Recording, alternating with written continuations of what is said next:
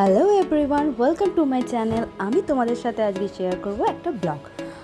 আরও সকালে বেরোনোর কথা ছিল, কিন্তু কি হয়েছিল বলো তো, আমাদের ড্রাইভারটার শরীর খারাপ হয়ে যাওয়ায় অন্য ড্রাইভার আসতে একটু টাইম নিয়ে নিয়েছিল। আমাদের বেরোতে বেরোতে 8:30 বেজে যায়। তারপর আমরা ওখান থেকে বেরিয়ে যাচ্ছিলাম রায়চক।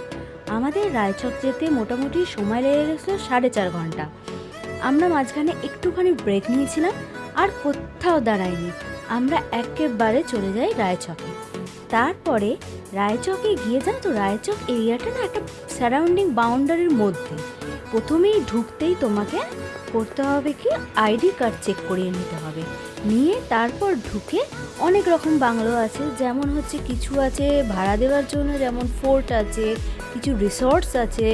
এ দেখো রাস্তাটা কত সুন্দর, কিছু রিসর্টস আছে।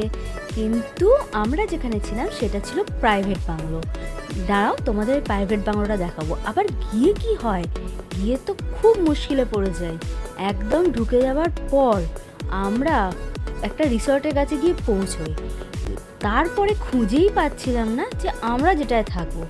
কতক্ষণ ধরে একে ওকে জিজ্ঞাসা করে, সিকিউরিটি গার্ডকে জিজ্ঞাসা করে, ফের তারপর ফোন করে লাস্টে খবর পাই যে কোথায় থাকবো। এই যে উঁচু ঢিপিটা দেখছো উঠে যাচ্ছে, এর ওপাশে গিয়ে আমাদের থাকার কথা। আর আমরা ওই এরিয়াটায় 3-4 বার ধরে চক্কর কেটে ফেলি। তারপর যখন খুঁজে পাই সেখানে যাই, একদম ছিল প্রাইভেট বাংলো। তারা নিজেরা এসে থাকবে বলে প্রাইভেট বাংলোটাকে সুন্দর করে সাজিয়ে রেখেছিল। ওই আঙ্কেল, যে আঙ্কেলের এই বাংলোটা, সে ছিল আমাদের পরিচিত, তাই আমরা এখানে গেছিলাম। কিন্তু জানো তো, আমরা জানতাম যে এখানে পুল আছে, কিন্তু শীতের কারণে পুলটা বন্ধ ছিল। তো গেলে অবশ্যই মার্চ এপ্রিলের সময় করে যাবে, না তো বেশিরভাগ পুলই বন্ধ থাকে। এখানে অনেক বড় বড় রিসর্ট আছে, যেমন F4 আছে।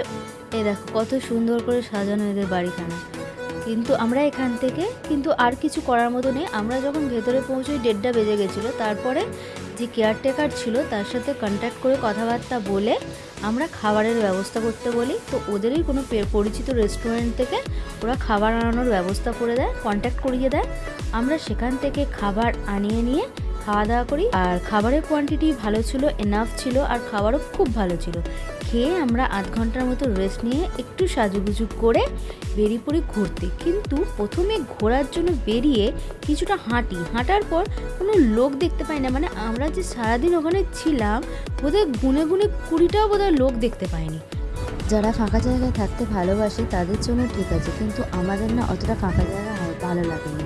তারপর আমরা ডক সাইডে গিয়ে কিছুক্ষণ ঘোরাঘুরি করি। ওখানেও লোক সংখ্যা খুবই কম ছিল, আর খাবারের দোকান বলতেও কিছু ছিল না। একটু ঝালমুড়ি আর চা খেয়ে আমরা কী করি, ওখানে মাংস কিনে কেয়ারটেকারকে দিয়ে করতে দিয়ে আমরা রিসর্টে ফিরে যাই।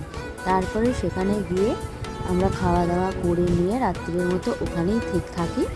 আর আমরা ডিসাইড করি যে পরের দিন আমরা অন্য কোথাও ঘুরতে যাব। এখানে আর ভালো লাগছে না। কেউ যদি বন্ধুবান্ধব নিয়ে গিয়ে থাকে, গিয়ে ওখানে বনফায়ার করে, তাদের জন্য ঠিক আছে। আদারওয়াইজ গিয়ে রেস্ট করার জন্য ঠিক আছে, কিন্তু ঘোরার জন্য জায়গাটা একদমই ছিল না।